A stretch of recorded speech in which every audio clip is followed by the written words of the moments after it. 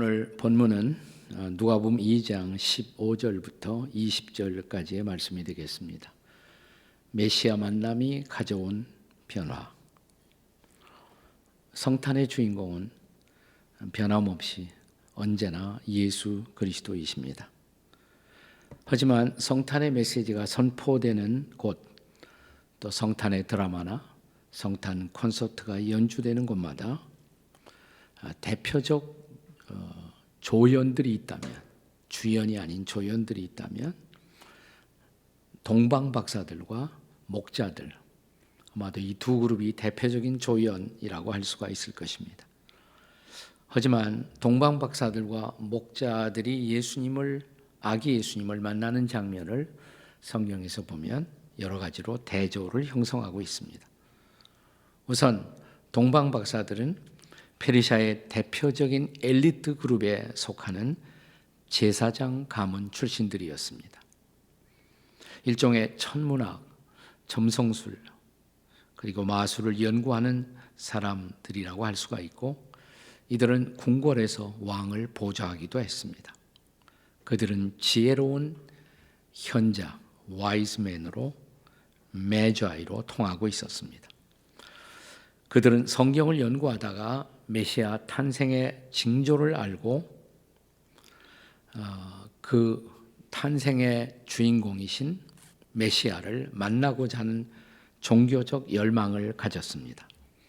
그래서 페르시아에서부터 유대 나라 예루살렘과 베들레헴까지 올 정도로 많은 시간과 경비를 소요하면서 메시아를 만나고 싶어 했던 진지한 구도자들이었습니다. 그러나 1세기 팔레스타인의 목자들의 환경은 이 동방박사들하고는 전혀 달랐습니다. 그들은 천민 중에도 천민이었습니다. 대부분 예루살렘에 살고 있는 귀족들에게 고용된 일종의 삭슬 받는 삭군 목자들이라고 할 수가 있습니다. 그들이 기르고 있는 양떼들은 예루살렘 성전의 희생 제물로서 여러 가지로 수요가 상당히 컸다고 합니다. 그래서 목자들은 유대 땅 건기에는 양떼들에게 먹을 것을, 초목을 공급하기 위해서 이곳저곳 떠돌아다니며 여러 가지 위험을 극복해야만 했었습니다. 맹수들의 공격을 대비해야 했고, 또 자기 양들을 뺏기지 아니하기 위한 싸움을 자기의 양떼들을 노리고 있는 다른 지역의 목자들과 다반사로 싸움을 해야만 했었습니다. 그래서 목자들은 일반적으로 그 이미지가 부정직한 사람들, 도벽꾼, 싸움꾼, 이런 이미지를 갖고 있었고, 또 양을 치기 때문에 양떼들에게 오염된 냄새를 안고 사는 더러운 사람들로 취급되었습니다.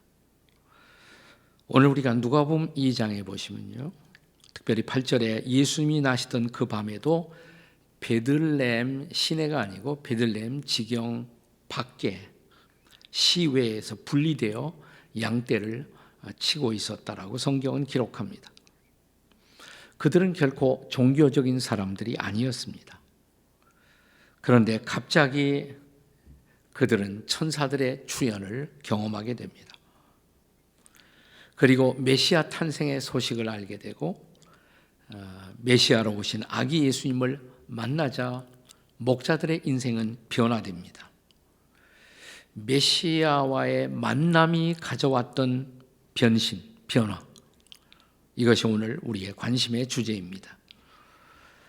아마 우리 중에 대부분의 사람들도 어떤 동방박사 같은 그런 귀족적인 배경을 가진 사람들은 아주 드물 것입니다.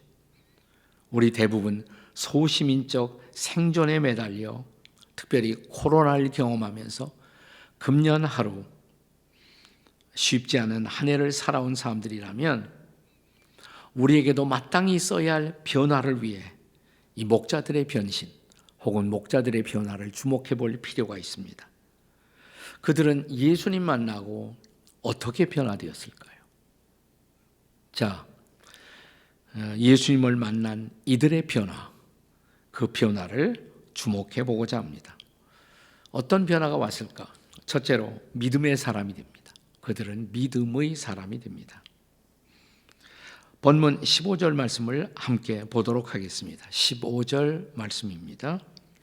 천사들이 떠나 하늘로 올라가니 목자가 서로 말하되 이제 베들레헴으로 가서 주께서 우리에게 알리신 바 이루어진 일을 보자 하고. 자, 그들은 우선 천사들이 전했던 하늘의 메시지를 받았죠. 무슨 메시지예요? 자, 누가복음 2장 10절로 돌아가겠습니다. 그것은 큰 기쁨의 좋은 소식이었습니다. 천사가 이르되 무서워 말라. 보라, 내가 온 백성에게 미칠 큰 기쁨의 좋은 소식을 너희에게 전하노라. 지금까지 인류에게 전해진 모든 뉴스 중에서 가장 위대한 굿뉴스, 복음의 소식, 이 소식이 전해진 것입니다. 목자들에게요. 자, 다시 누가복음 2장 11절 12절의 말씀을 보겠습니다. 오늘 다윗의 동네에 너희를 위하여 구주가 나셨으니 곧 그리스도 주시니라. 너희가 가서 강보에 쌓여 구유에 누워 있는 아기를 보리니 이것이 너희에게 표적이니라. 자, 이 복음의 소식, 이 소식의 핵심은 예수 그리스도가 베들레헴 땅에 구주와 주님으로 오셨다는 것입니다. 목자들은 본래부터 이런 소식을 기다려온 사람들이 아니었고요. 또 이런 소식을 받아들일 마음의 준비도 없었던 사람들이었습니다. 하지만 고단한 인생을 살아왔던 목자들은 뜻밖의 밤하늘 가득한 찬양 소리와 함께 들려온 복음의 메시지, 이 복음의 메시지를 그들은 단순한 마음으로 받아들이고 단순한 마음으로 믿었던 것입니다. 그 믿음의 증거가 뭐예요? 16절 말씀을 보겠습니다. 16절입니다. 빨리 가서 마리아와 요셉과 구유에 누인 아기를 찾아서. 자, 천사들의 메시지를 받자마자 그들은 빨리 가서 진짠가 확인하고 싶어 했습니다. 귀로 듣고 마음으로 믿은 것을 눈으로 확인하고 싶어 한 것입니다. 이 목자들의 들판, 양치던 그 들판에서부터 아기 예수님이 탄생한 그 구유 동굴까지 2km가 조금 더 됩니다. 자, 그 거리를 그들은 빨리 달려와 이제 아기 예수로 오신 메시아를 만나게 된 것입니다. 지금 우리가 그 자리에 가면 아기 예수가 탄생한 것을 기념하는 예수님의 탄생의 동굴 그 위에 교회가 세워져 있습니다. 여러 차례 세워졌지만 지금 있는 그 건물은 AD 531년에 로마의 유스티니아누스 황제가 지은 이 팔레스타인 땅에서 가장 오래된 그런 건물이라고 할 수가 있습니다. 아주 아름다운 건물이고요. 견고하게 지어진 건물이라 지금도 잘 버티고 있습니다. 우리가 이 교회에 접근하게 되면 그 앞에 아주 작고 좁은 입구의 문이 등장합니다. 이 문을 오늘날 순례하는 사람들은 겸손의 문이다 이렇게 부르고 있습니다. 그냥 가자면 머리가 부딪힐 수 있어요. 허리를 숙이고 이 작은 문을 통과해서 들어가면 이제 그 앞에 쭉 펼쳐지는 주랑들, 기둥들이 있고 저 앞에 제단이 보입니다. 그리스 정교회가 관리하고 있는 성소인데 그 앞에 가서 제단을 돌아가면 계단이 있어요. 계단 아래로 내려가면 거기에 별 표시와 함께 예수님의 탄생 지점을 알리는 구유 동굴이 존재합니다. 폭이 3.5m, 길이가 약 13m 정도 되는 그런 탄생의 동굴. 그것이 전통적으로 아기 예수님이 탄생한 곳으로 보존되고 있습니다. 바로 여기서 목자들은 아기로 오신 메시아 구주를 만난 것입니다. 이렇게 메시아를 만난 목자들은 이제 이 크리스마스 드라마의 조연 배우들로 등극합니다. 들에서 양을 치며 밤하늘을 올려다보면서 살아왔던 단순한 목자들의 단순한 믿음, 그 믿음이 가져왔던 기적의 현장입니다. 로마서 10장 17절의 말씀을 함께 기억하고 싶습니다. 믿음은 어디에서 나고요? 들음에서 나며, 들음은 뭐예요? 그리스도의 말씀으로 말미암은 것이라. 자, 그들이 믿는 순간 그들은 이제 과거를 떠나서 새로운 미래를 향한 믿음의 인생을 출발합니다. 여러분, 우리가 믿지 않으면 과거로부터 떠날 수가 없어요. 믿지 않으면 과거에 묶인 자가 됩니다. 지금 우리가 코로나라 여행이 불가능하지만 한국 사람들이 자주 가는 괌이라는 곳에 섬에 가면 탈로포포라는 폭포가 있어요. 탈로 폭포도 중요하지만 관광지지만 그 안에 작은 이렇게 땅속에 파놓은 동굴 하나가 존재하고 있습니다. 이 동굴의 이름을 요코이 동굴이라고 부릅니다. 요코이 동굴.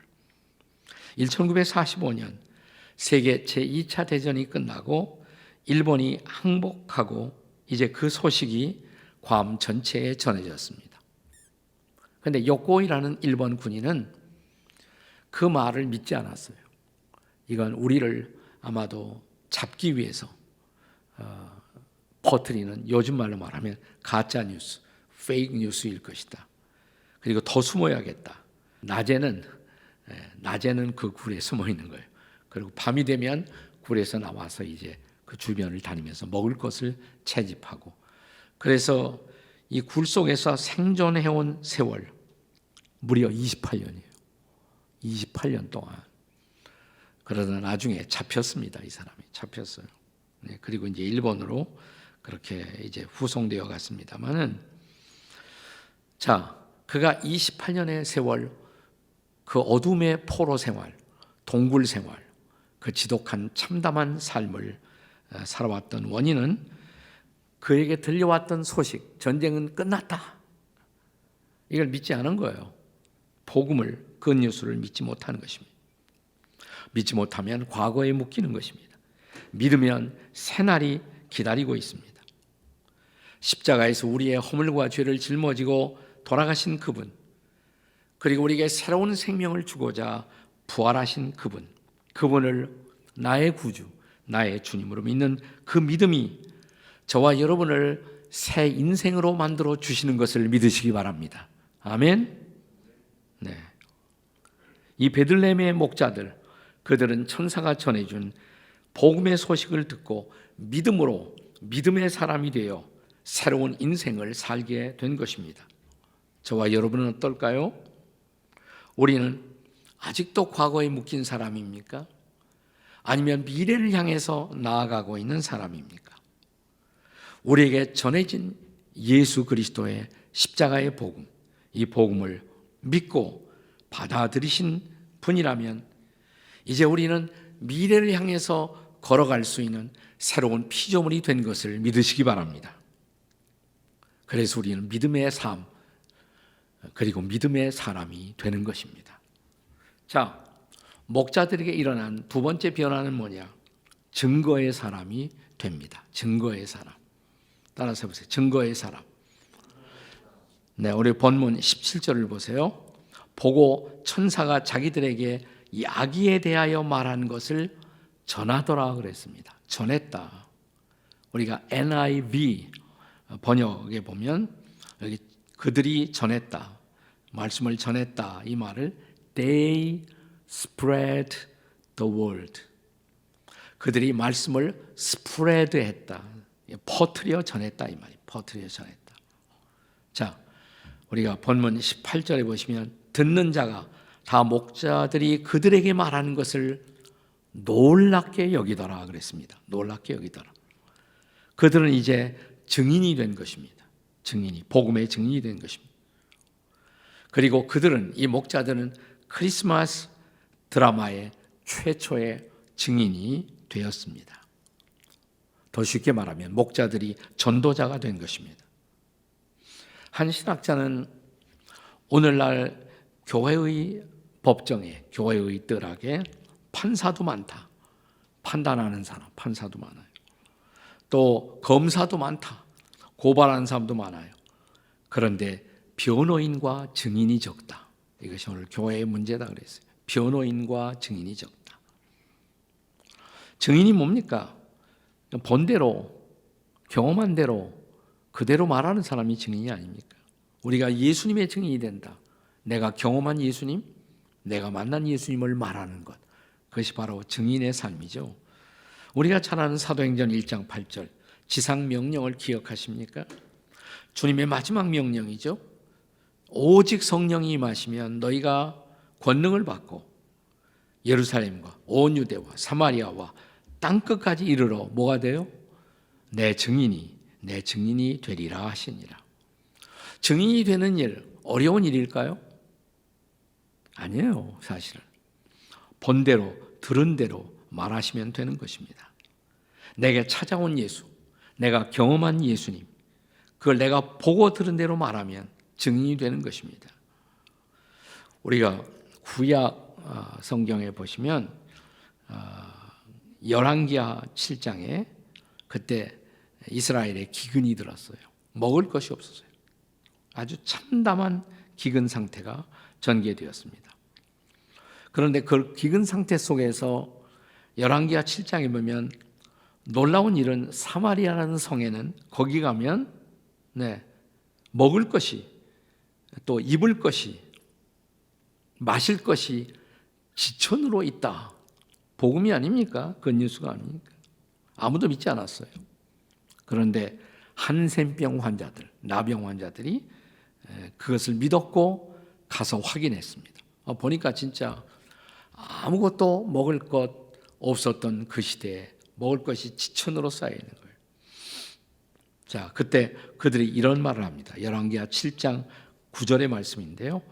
오늘은 아름다운 소식이 있는 날이거늘. 오늘은 아름다운 소식이 있는 날이거늘 우리가 침묵하고 있도다.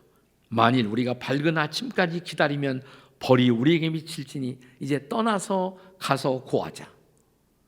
이 아름다운 소식을, 기쁜 소식을 고하자. 이게 증인이 되는 것이죠. 그들이 증인이 되는 거예요.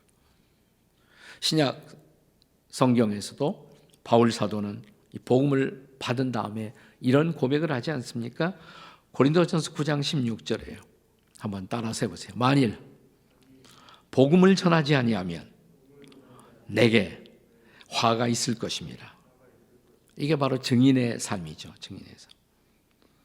제가 조금 전에 예수 탄생 기념교회를 소개해 드렸는데 이 교회와 연관된 흥미로운 역사를 함께 나누고 싶습니다. 자, 우리가 그 작은 겸손의 문을 통과해서 예수님 탄생 기념교회에 들어가면 그리스 정교회. 근데 바로 그 옆에는 또 가톨릭 교회가 나란히 붙어 있습니다. 예수 탄생을 기념하기 위해서 여러 교단의 사람들이 와서 교회를 나란히 지은 거예요. 그래서 가운데 그리스 정교회, 그 옆에 가톨릭 교회가 있어요. 이 교회를 성 캐터린 성당, 성 캐터린 교회라고 부릅니다.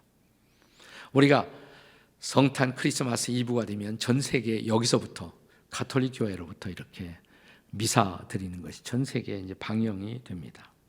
그런데 이 성 캐터린 교회에서 지하로 아래로 또 내려가는 층계가 있어요. 내려가면 거기에 유명한 성 제롬 동굴, 성 제롬의 동굴이 있습니다. 이 제롬이라는 사람은 누구냐? 성 제롬 시대에 당시에 교황이 366년부터 384년까지 재위했던 교황이 있습니다. 그 교황이 다마수스. 그런데 제롬이라는 사람은 이 교황의 친구였어요. 친구로서 또 비서 역할을 했습니다. 그러니까 차기 교황 후보로 아주 거의 기정사실화되고 있었던 그런 사람이었습니다. 그런데 막상 교황 선거를 할 때 이 제롬이 낙선을 합니다. 그는 깊은 좌절 속에 빠졌어요. 분노와 실망을 안고 이 사람이 어디로 오느냐면 베들레헴에 오게 됩니다. 유대 땅 베들레헴에 오게 돼요. 그런데 그가 베들레헴 예수님 탄생 동굴 근처를 다니다가 거기서 수많은 아기들의 그 유해를 발견하게 돼요. 예수님 태어났을 때 헤롯이 자기의 라이벌을 죽이기 위해서 2살 이하의 모든 아기들을 다 죽였잖아요. 그 아기들의 유해를 발견하는 거예요. 그 아기들의 유해를 보면서 그는 깊은 생각에 잠깁니다. 저 아기들은 예수님을 위해서, 예수님을 대신해서 목숨을 바쳤는데 나는 교황 그 자리를 탐하는 데만 내 모든 생각이 열중되어 있었다고. 그는 아기의 그 유골을 들고 예수님 탄생한 이 동굴로 찾아옵니다. 그리고 그 동굴 옆에 자기도 동굴을 하나 만들어요. 그 동굴이 그래서 오늘날도 순리객들이 가서 우리가 찾아볼 수 있는 성 제롬의 유명한 동굴이에요. 거기서 아기의 유골을 앞에 놓고 기도합니다. 주님, 이 아기들은 주님을 위해 목숨을 바치고 주님을 위해 생명을 드렸습니다. 제가 남은 생애를 어떻게 바쳐 주님을 증거해야 할지 가르쳐 주십시오. 근데 이분이 아주 대단한 학자예요. 히브리어도 잘했고 또 그리스어도 잘했고 또 그 당시에 많이 보편적으로 사용되는 라틴어도 잘했고. 근데 그 당시에 모든 성경은 히브리어와 헬라어로만 기록되어 있었단 말이죠. 이걸 많은 사람들이 성경을 읽을 수 있도록 라틴어로 히브리어 구약과 또 헬라어 신약을 나전어로 번역을 해야겠다. 그러면 많은 사람들이 이 성경을 읽고 우리 예수님을 만날 수 있지 않겠는가. 그래서 이 동굴 속에서 그가 번역을 시도해요. 드디어 번역을 다 합니다. 탄생한 번역이 유명한 벌게이트 혹은 불가타라고 그래요. 불가타 번역본이 탄생해요. 그 당시에 그 후에 상당한 시간 동안 유럽 지역에서 수많은 사람들이 이 성경을 읽고 예수 믿고 주님 앞에 돌아옵니다. 이 성경이 그리스도의 빛을 증거하는 위대한 도구가 된 것입니다. 사랑하는 여러분, 오늘 여러분과 저는 어떻게 예수님을 증거하고 계십니까? 여러분, 목자들도 했어요. 우리도 할 수가 있죠. 우리 평생 우리가 살아있는 이유, 내가 만난 예수를 증거하기 위해서, 증인이 되기 위해서 살아있는 것입니다. 우리가 예수님 만났다면 이 변화가 있어야겠죠. 증인의 삶을 사는 것. 자, 목자들이 예수 만나고 이루어진 변화, 세 번째 변화는 찬양의 사람이 된 것입니다. 찬양의 사람. 다 같이 따라서 해보세요. 찬양의 사람. 네. 오늘 본문 20절 말씀을 함께 읽습니다. 목자들은 자기들에게 이르던 바와 같이 듣고 본 그 모든 것을 인하여 하나님께 영광을 돌리며 찬송하며 가니라 그랬습니다. 자, 아기 예수를 만난 목자들은 믿음의 사람이 되고 메시아를 증거하는 사람이 되었습니다. 그리고 결과적으로 그들은 하나님께 영광을 돌리고 그리고 하나님을 찬양하는 사람이 되었다는 것입니다. 그리고 그 다음에 어떤 변화된 삶을 살아갔는지 목자들의 그 이후의 이야기, 이것은 성경에 사실 기록되어 있지 않아요. 하지만 분명한 것은 이 목자들 때문에 목자의 이미지가 변화되었다는 사실입니다. 더 이상 목자는 천한 사람들이 아니라 고귀한 하나님의 사람들의 이미지로 변화되었잖아요. 교회 역사는 그 후에 영적 지도자를 목사로 부르기 시작했고 목자로 부르고, 우리 교회 목자들 많잖아요. 우리의 대선배가 바로 이 목자인 것입니다. 목자 이미지가 변했어요. 저는 본문에 등장하는 목자들이 아기 예수님을 만나고 나서도 지금까지 해왔던 그 목자 일을 아마도 계속했을 것이라고 저는 생각해요. 우리가 예수님 만났다고 해서 반드시 우리의 직업이 바뀌어야 하는 것은 아닙니다. 그러나 예수를 만난 사람이라면 직업을 계속하더라도 그 직업의 동기나 직업의 관점은 바뀌어야 합니다. 자, 지금까지 베들레헴의 목자들은 그냥 생존을 위해서 고용되어 양을 치고 있었지만 더 이상 생존을 위해서 목양을 하는 것이 아니라 그들이 기르고 있는 양들이 저 예루살렘 성전에 하나님께 드려지는 제물이다. 나는 이제 거룩한 제물을 바치는 거룩한 사람들이다. 아마도 이런 자부심이 생겼을 거예요. 그래서 전보다 더 부지런하게 일했고 전보다 더 성실하게 양들을 돌보는 목자가 되었으리라고 믿습니다. 그들은 이 일을 통해서 하나님께 찬양과 영광을 돌린 것입니다. 우리가 찬양의 사람이 된다고 해서 다 우리가 찬양대, 성가대에 들어가자는 얘기가 아니에요. 우리의 삶으로 하나님을 찬양하는, 우리의 일로 하나님을 찬양하는 사람들이 되어야 한다는 것입니다. 더 이상 그들은 자신들의 직업을 부끄러워하지 않았을 것입니다. 그들의 직업은 이제 거룩한 소명이 된 것입니다. 유명한 종교개혁자 마르틴 루터는 이런 글을 남겼습니다. 하나님이 보시기에는 들에서 하는 목자의 일이나 목자들의 노동이 우리 수도사나 사제들이 하는 일과 조금도 다르지 않은 동일한 성직이다, 이런 말을 했습니다. 심지어 루터는 결혼 생활에 대해서 이런 글을 남깁니다. 남자가 아기 기저귀를 갈 때 하나님과 천사들은 미소를 짓는다. 네, 우리 남자들이 우리 와이프 도와서 아기들의 기저귀를 갈 때 하나님과 천사들이 미소를 짓는다. 성경 번역자 윌리엄 틴데일은 이런 말을 남깁니다. 우리의 소원이 하나님을 기쁘시게 하는 것이라면 물 깃는 것과 설거지하는 것과 구두를 수선하는 일들이 말씀 전하는 일과 동일하게 거룩한 일이다, 그런 말을 했습니다. 그렇습니다. 소명은 우리의 일상의 삶을 변혁하여 평범한 일, 때로는 비천하게 보이는 그 일에도 거룩함의 광채를 부여하는 것입니다. 그것이 하나님의 부르심을 받고 하나님을 만난 사람들의 변화입니다. 다시 말하면 우리의 변화는 일상의 삶으로 하나님께 영광을 돌리는 것으로 변화되어야 한다, 이 말입니다. 목자처럼. 저는 목자들에게 이런 변화가 분명히 나타났을 것이라고 생각합니다. 아기 예수님을 만나고 오면서 하나님을 찬양했던 그들은 그 찬양이 이어집니다. 양을 치면서도 일을 하면서도 하나님을 찬양합니다. 조지 허버트라는 크리스천 시인은 이런 기도 시를 남겼습니다. 나를 가르치소서. 나의 하나님, 나의 왕이시여, 모든 일 가운데 당신을 볼 수 있도록 내가 어떤 일을 하든 당신을 위해 하게 하소서. 당신이 모든 것에 함께 하시는 이상 어떤 것도 너무 비천한 것은 없습니다. 당신을 위해서란 이름의 빛깔과 어우러져 밝고 깨끗하게 되지 않을 것이 어디 있겠나이까.